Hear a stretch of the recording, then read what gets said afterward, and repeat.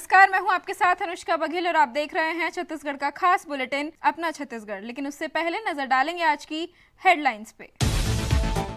राज्यसभा सांसद मीनाक्षी नटराज की राज्यसभा सदस्यता का निलंबन रद्द हुआ। नक्सलवाद की छाया से निकलकर बस्तर अब विकास के नए मॉडल की ओर बढ़ रहा है। मुख्यमंत्री विष्णुदेव साय लगातार उद्योग जगत के प्रतिनिधियों से मुलाकात करते नजर आए। ग्राम गोविंदा निवासी एक महिला ने अपने पति विजय पटेल एवं सास ससुर के खिलाफ गंभीर आरोप लगाते हुए पुलिस अधीक्षक एवं महिला थाने से एफआईआर दर्ज करने की मांग की है। पीड़िता का आरोप है कि विजय पटेल ने विवाह का झूठा प्रलोभन देकर करीब 4 वर्षों तक उसके साथ शारीरिक संबंध बनाए। शिकायत के अनुसार पुलिस कार्रवाई के डर से विजय ने 29 अप्रैल 2026 को हिंदू रीति रिवाज से विवाह किया, लेकिन विवाह के दूसरे दिन से ही दहेज की मांग को लेकर प्रताड़ना शुरू कर दी गई। महिला ने आरोप लगाया कि पति सास ससुर द्वारा लगातार गाली गलौज, मारपीट और मानसिक उत्पीड़न किया गया। बीते 1 माह में उसे कई बार घर से निकाल दिया गया। पीड़िता ने यह भी आरोप लगाया कि उसके पति ने एक बार गला दबाकर जान से मारने की कोशिश की। भयभीत होकर वह अपने मायके लौट आई हैं। पीड़िता ने पुलिस से निष्पक्ष जांच कर आरोपियों के विरुद्ध कड़ी कानूनी कार्रवाई की मांग की है। वहीं महिला थाना प्रभारी सिलेमानी टोपो ने काउंसलिंग करने की पश्चात जो तथ्य सामने आए उनके अनुसार कार्रवाई की जाएगी। विजय पटेल ग्राम बरबसपुर नवागढ़ ने वो मोला झूठा वादा दी शादी के 4 साल मोर साथ शारीरिक संबंध बनाई। जब मैं विवाह के बात करे तब वह मोला शादी के आश्वासन देते रहे और मैं शादी करे के दिन में इनकार कर दी। मैं ओला कानूनी कार्रवाई कर वहाँ के कहें तो कर बचे के उद्देश्य में मोर साथ 29 तारीख चौथा महीना 2026 के दिन पूरा रीति रिवाज के साथ शादी करी। विवाह के दूसरा तीसरा दिन में मोला सास ससुर द्वारा बहुत दहेज नहीं देहा से नहीं लाया, रोज मानसिक शारीरिक टॉर्चर करे, मारा, प्रताड़ित करे और साथ लगातार गाली गलौज रोज देवा, अपमानजनक व्यवहार करे।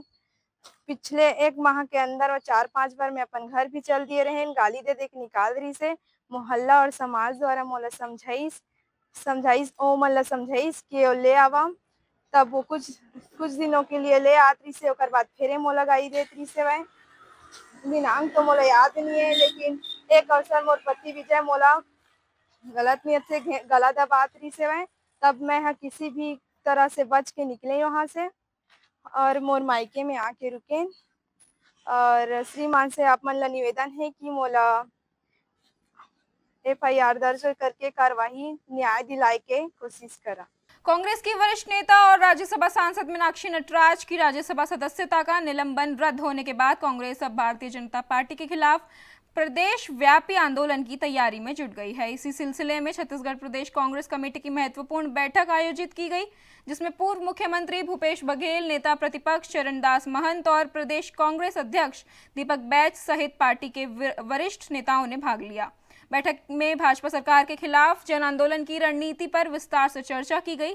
कांग्रेस नेताओं ने निर्णय लिया है कि प्रदेश के सभी जिला मुख्यालयों पर विरोध प्रदर्शन आयोजित किए जाएंगे। पार्टी का कहना है कि लोकतांत्रिक संस्थाओं और विपक्ष की आवाज को दबाने के प्रयासों के खिलाफ कांग्रेस सड़क से सदन तक संघर्ष जारी रखेगी। आने वाले दिनों में प्रदेश भर में कांग्रेस कार्यकर्ता जिला स्तर पर प्रदर्शन कर भाजपा सरकार की नीतियों के खिलाफ जनमत तैयार करेंगे। नक्सलवाद की छाया से निकलकर बस्तर अब विकास के नए मॉडल की ओर बढ़ रहा है। नई दिल्ली में आयोजित नीति आयोग की गवर्निंग काउंसिल बैठक में मुख्यमंत्री विष्णुदेव साय ने विकसित छत्तीसगढ़ का विजन पेश करते हुए बस्तर के लिए कई महत्वाकांक्षी योजनाओं का खाका रखा। मुख्यमंत्री ने बताया कि अगले 3 वर्षों में बस्तर के प्रत्येक परिवार की मासिक आय 30,000 रुपए तक पहुंचाने का लक्ष्य रखा गया है। इसके लिए डेयरी क्रांति, सिंचाई विस्तार, पर्यटन विकास, शिक्षा, स्वास्थ्य और रोजगार सृजन पर विशेष जोर दिया जाएगा। उन्होंने कहा कि आदिवासी परिवारों को दुधारू पशु उपलब्ध कराकर गांवों में स्थायी आय के स्रोत विकसित किए जाएंगे। वहीं 2000 करोड़ रुपए से अधिक की सिंचाई परियोजनाओं के जरिए 32,000 हेक्टेयर क्षेत्र में खेती के लिए पानी पहुंचाया जाएगा।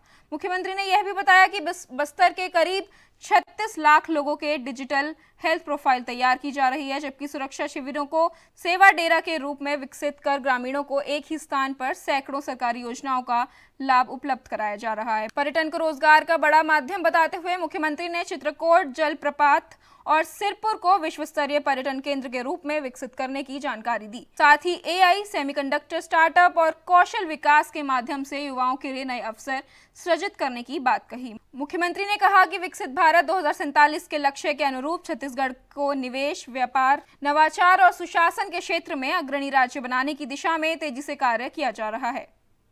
छत्तीसगढ़ में निवेश आकर्षित करने के लिए मुख्यमंत्री विष्णुदेव साय लगातार उद्योग जगत के प्रतिनिधियों से मुलाकात कर रहे हैं। हैदराबाद में आयोजित इन्वेस्टर कनेक्ट कार्यक्रम के दौरान मुख्यमंत्री ने विभिन्न क्षेत्रों की प्रमुख कंपनियों के अधिकारियों के साथ बैठक कर निवेश और रोजगार की संभावनाओं पर चर्चा की। मुख्यमंत्री ने क्लीन हार्बर्स इंडिया एलएलपी के अध्यक्ष अविनाश समृत से मुलाकात कर ग्लोबल कैपेबिलिटी सेंटर यानी जीसीसी तथा सेवा क्षेत्र में निवेश के अवसरों पर विचार विमर्श किया। इसके अलावा एसएसआर स्टेट लिमिटेड के चेयरमैन एवं प्रबंधक निर्देशक सी शेखर रेड्डी के साथ रियल एस्टेट और शहरी विकास परियोजनाओं में निवेश की संभावनाओं पर चर्चा की गई।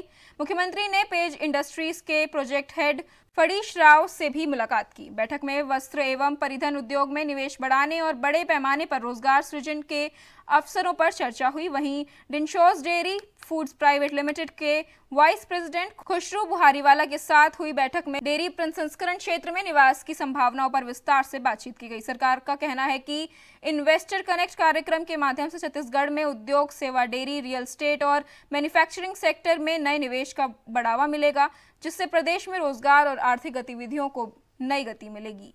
रायपुर पुलिस ने नशे के कारोबार और अपराध पर बड़ी कार्रवाई करते हुए कुख्यात महिला बदमाश मुस्कान रात्रे को जिला बदर कर दिया। पुलिस कमिश्नर द्वारा जारी आदेश के अनुसार मुस्कान रात्रे को अगले 3 महीने तक रायपुर समेत 6 जिलों की सीमाओं से बाहर रहना होगा। रायपुर पुलिस के अनुसार मुस्कान रात्रे के खिलाफ अवैध मादक पदार्थों की तस्करी, अवैध शराब बिक्री, मारपीट, धमकी, हत्या के प्रयास और गांजा तस्करी सहित 20 से अधिक आपराधिक मामले दर्ज हैं। कई बार प्रतिबंधात्मक और दंडात्मक कार्रवाई के बावजूद उसके व्यवहार में सुधार नहीं देखा गया। मध्य जिला पुलिस की रिपोर्ट, आपराधिक रिकॉर्ड और उपलब्ध साक्ष्यों के आधार पर पुलिस कमिश्नर ने छत्तीसगढ़ राज्य सुरक्षा अधिनियम 1990 की धारा 5(ख) के तहत जिला बदर का आदेश जारी किया है। आदेश के तहत मुस्कान रात्रे को रायपुर, दुर्ग, धमतरी, महासमुंद, गरियाबंद और बलौदा बाजार, भाटापारा जिलों के राजस्व सीमाओं से 3 माह तक बाहर रहना होगा। प्रतिबंधित अवधि के दौरान बिना अनुमति इन जिलों में प्रवेश करने पर उसके खिलाफ अलग से कानूनी कार्रवाई की जाएगी। पुलिस का कहना है कि इस कार्रवाई का उद्देश्य अपराधी के प्रभाव क्षेत्र को समाप्त करना, अवैध गतिविधियों पर अंकुश लगाना तथा आम नागरिकों और व्यापारियों में सुरक्षा का माहौल सुनिश्चित करना है। रायपुर पुलिस ने स्पष्ट किया है कि नशे के कारोबार और अपराध में लिप्त लोगों के खिलाफ आगे भी सख्त कार्रवाई जारी रहेगी।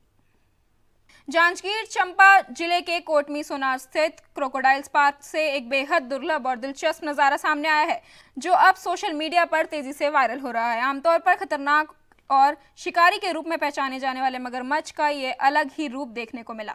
कैमरे में कैद इस वीडियो में एक मगरमच्छ अपने बच्चों के साथ खेलता और उनकी देखभाल करता नजर आ रहा है। इतना ही नहीं, वह अपने एक छोटे बच्चे को बड़े से सुरक्षित तरीके से अपने मुंह में रखकर दूसरी जगह से जाता दिखाई देता है। यह दृश्य दर्शाता है कि मगरमच्छ सिर्फ शिकारी ही नहीं बल्कि एक संरक्षक की भूमिका भी निभाता है। यह क्रोकोडाइल पार्क छत्तीसगढ़ का एकमात्र ऐसा पार्क है जहां मगरमच्छों का संरक्षण और प्रजनन किया जाता है। यहां मगरमच्छों की देखभाल वन विभाग के टीम द्वारा की जाती है। पार्क में मगरमच्छों की प्राकृतिक व्यवहार और करीब से देखने का यह दुर्लभ अवसर वन्य जीव प्रेमियों के लिए किसी खजाने से कम नहीं है। प्रदेश के एकमात्र क्रोकोडाइल पार्क में कैद यह अनोखा पल अब लोगों के बीच चर्चा का विषय बना हुआ है। वन्य जीवों के संवेदनशील और ममतामयी रूप ने हर किसी को हैरान कर दिया है। सोशल मीडिया पर लोग इस वीडियो को खूब पसंद कर रहे हैं और इसे प्रकृति के अद्भुत मिसाल बता रहे हैं। ओडिशा के भुवनेश्वर में आयोजित 31वीं राष्ट्रीय सब जूनियर बेसबॉल प्रतियोगिता में कवर्धा के युवा खिलाड़ियों ने शानदार प्रदर्शन करते हुए छत्तीसगढ़ का नाम रोशन किया है। प्रयास स्पोर्ट्स अकेडमी कवर्धा के 5 खिलाड़ियों ने इस राष्ट्रीय प्रतियोगिता में हिस्सा लिया। बालक वर्ग में चंद्रेश कोरारम, पंकज मेरावी और शुभम सेन ने स्वर्ण पदक जीता। वहीं बालिका वर्ग में चांदनी साहू और जयश्री कृतलहरे ने रजत पदक हासिल किया। बालक टीम ने मध्य प्रदेश, कर्नाटक, तेलंगाना, राजस्थान और दिल्ली जैसी मजबूत टीमों को हराकर फाइनल में जगह बनाई। फाइनल में महाराष्ट्र को 6-2 से पराजित किया। चंद्रेश कोरारम ने पूरे टूर्नामेंट में 3 होम रन लगाए जो टीम की जीत में अहम रहे। उप मुख्यमंत्री विजय शर्मा ने कवर्धा में अपने निवास कार्यालय में खिलाड़ियों से मुलाकात कर उनका सम्मान किया और कहा कि ग्रामीण प्रतिभाओं का राष्ट्रीय मंच पर इस तरह का प्रदर्शन पूरे देश के लिए गर्व की बात है। कांग्रेस प्रवक्ता धनंजय सिंह ठाकुर ने आज प्रेस वार्ता में रायपुर नगर निगम की सफाई व्यवस्था को लेकर सरकार पर कड़े सवाल उठाए हैं। उन्होंने आरोप लगाया कि रायपुर की सफाई व्यवस्था पूरी तरह ठप हो गई है और आम जनता को रोज परेशानी उठानी पड़ रही है। कांग्रेस का दावा है कि सफाई कर्मचारियों को कई महीनों से वेतन नहीं दिया गया है, जिससे कर्मचारियों ने भारी नाराजगी जताई है। इसके साथ ही यह गंभीर आरोप भी लगाया गया है कि सफाई ठेकों में 40% तक कमीशन मांगा जा रहा है। धनंजय सिंह ठाकुर ने इसके लिए ट्रिपल इंजन सरकार और रायपुर की महापौर मीनल चौबे को जिम्मेदार ठहराया है। उन्होंने नगर निगम प्रशासन से तत्काल व्यवस्था सुधारने और सफाई कर्मचारियों को लंबित वेतन भुगतान करने की मांग की है। ट्रिपल इंजन की सरकार में जो कमीशन खोरी का काला खेल खेला जा रहा है, सफाई ठेकेदारों से 40% तक कमीशन मांगा जा रहा है, सफाई कर्मियों को बीते कई माह से वेतन नहीं दिया जा रहा है। इससे पूरा शहर जो है गंदा हो चुका है, जगह जगह कचरा का ढेर लगा हुआ है और रायपुर शहर को अब ट्रिपल इंजन की सरकार ने कचरापुर बना दिया है। जनता परेशान है और सरकार में बैठे लोग सिर्फ कमीशन खोरी के लिए काम कर रहे हैं। बहुत बुरी स्थिति राजधानी की हो चुकी है। टंगनिया बाजार में 6 जून को हुई 10,26,000 रुपए की लूट का रायपुर पुलिस ने खुलासा कर दिया है। घटना में कंपनी के सुपरवाइजर श्रवण साहू से नकदी से भरा बैग 2 पहिए वाहन पर आए नकाब को पोश बदमाशों ने छीन लिया। 72 घंटे के इंटरस्टेट ऑपरेशन के बाद पुलिस ने मुख्य आरोपी गौरव तिवारी और उसके साथी आशीष पांडे उर्फ गोलू को गिरफ्तार किया। जांच में सामने आया कि गौरव पहले उसी कंपनी में आता जाता था और उसने 1.5 महीने तक रेकी करके वारदात को अंजाम दिया। आरोपियों से 7 लाख रुपए नकद और घटना में प्रयुक्त वाहन बरामद हुआ है। 3 अन्य आरोपियों की तलाश जारी है। सूरजपुर जिले के नवापारा कला गांव में वर्षों से चला आ रहे भूमि विवाद को लेकर सैकड़ों ग्रामीण मंगलवार को कलेक्ट्रेट पहुंचे और प्रशासन को ज्ञापन सौंपा। ग्रामीणों का आरोप है कि राजस्व अभिलेखों में गड़बड़ियों के कारण 300 से अधिक परिवारों की जमीनें विवादों में फंस गई हैं। कई मामलों में जमीन पर कब्जा किसी और का है, लेकिन सरकारी रिकॉर्ड में मालिकाना हक किसी दूसरे के नाम पर दर्ज है। सबसे गंभीर आरोप यह है कि 1973 में स्थापित एक सरकारी स्कूल की जमीन तक को कथित रूप से बेच दिया गया है। ग्रामीणों ने भूमाफियाओं पर रिकॉर्ड की इन्हीं खामियों का फायदा उठाकर विवादित जमीनों की खरीद बिक्री करने का आरोप लगाया है। कलेक्टर रेना जमील ने मामले को गंभीरता से लेते हुए जांच और आवश्यक कार्रवाई का आश्वासन दिया है। ग्रामीणों ने स्पष्ट कर दिया है कि यदि जल्द कार्रवाई नहीं की गई तो आंदोलन का रास्ता अपनाया जाएगा। मैम, अभी कुछ सैकड़ों संख्या में ग्रामीण आए थे, उनकी क्या कुछ मांग थी और क्या आश्वासन मिला आपके द्वारा? नवापारा कला के गांव से कुछ लोग आए थे। ग्रामीणों के आरोप है कि उनके यहाँ पे जो ज़मीनें हैं उस पर कब्ज़ा किसी और का है और सेटलमेंट के जो है रिकॉर्ड्स उसके समय पे कुछ त्रुटियाँ हुई हैं। बेसिकली त्रुटि सुधार का जो है उन्होंने एक तरीके से आवेदन लगाया है। जो भी होगा संबंधित एसडीएम को जो है वो जांच के लिए प्रेषित कर दिया गया है। जांच के बाद जो रिपोर्ट आएगी उसके आधार पर आगे की कार्रवाई की जाएगी। मैडम, ग्रामीणों का आरोप भी है कि सन 1973 में यहाँ पे एक स्कूल बना था, उसकी ज़मीन को भी भूमाफिया के द्वारा बेच दिया गया। उसको लेकर क्या करेंगे? जांच के लिए गया हुआ है। अभी तो ये तथ्य नहीं है, मतलब अभी तो उन्होंने बस लिखा है उसमें। ये एक बार जांच होके आ जाएगी तभी स्थिति स्पष्ट हो पाएगी कि क्या हुआ है। आप लोग भारी संख्या में कलेक्ट्रेट कार्यालय पहुँचे हैं, क्या कुछ पूरा मामला है और क्या हुआ? जी, हम लोग ग्राम पंचायत नवापारा कला से आए हुए हैं और राजस्व संबंधी मामला को लेकर आए हुए हैं।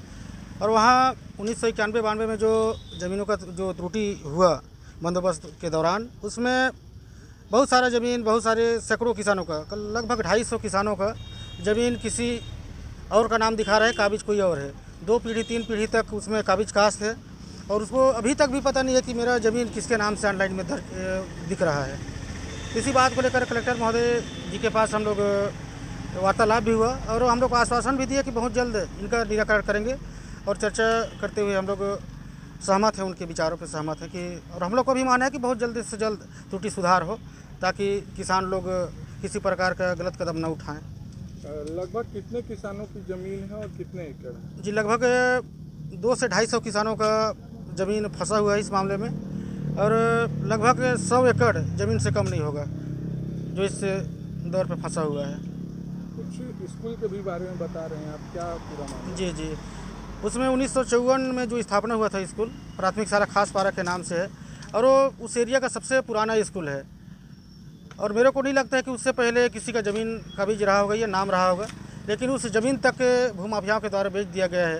ये तो बहुत शर्मिंदगी वाली बात है। कौन सी ज़मीन को? जो प्राथमिक शाला नवापारा प्राथमिक शाला नवापारा खासपारा की जो ज़मीन है, जिस पे स्कूल खड़ी है, बनी है, उस ज़मीन को भी बेच दिया गया है। अगर मांग पूरी नहीं होती है तो क्या करेंगे? मांग पूरी नहीं होने पर हम लोग सभी किसान भाइयों के सहमत से हम लोग उग्र प्रदर्शन, धरना प्रदर्शन, रैली, आंदोलन, जुलूस करेंगे और अपने नज़दीकी ब्लॉक मुख्यालय, तहसील कार्यालय में घेराव करेंगे। भूख हड़ताल, अनशन जैसे कदम में हम लोग उतारू होंगे। क्या नाम है और किस पद पर? जी, मैं सरपंच ग्राम पंचायत नवापारा कला, जनपद पंचायत प्रेमनगर, जिला सूरजपुर, छत्तीसगढ़ का। फिलहाल के लिए बस इतना ही। देखते रहिए सर्वधर्म संगम टीवी। नमस्कार।